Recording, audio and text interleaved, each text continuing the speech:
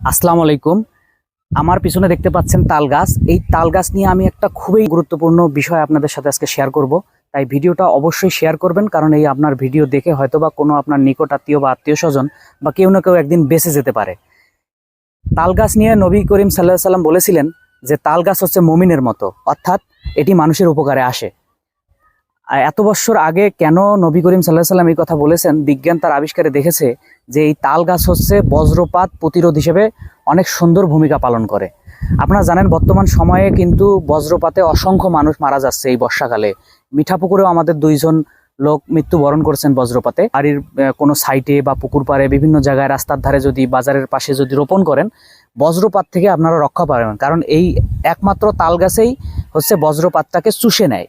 সেই ক্ষেত্রে আপনারা রোপণ করবেন। ব্রিটিশরা অনেক বছর আগে বিভিন্ন ধরনের পিলার স্থাপন করেছিলেন।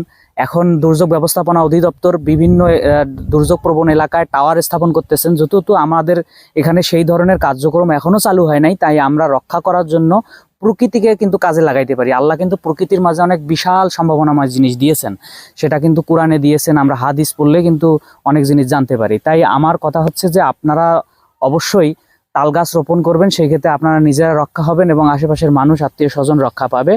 তাই তাল গাছের ভূমিকা অনেক। আর ভিডিওটা অবশ্যই শেয়ার করবেন, তাহলে আপনার অনেক মানুষ আপনার ওসিলায় হয়তো বা বেঁচে যেতে পারে।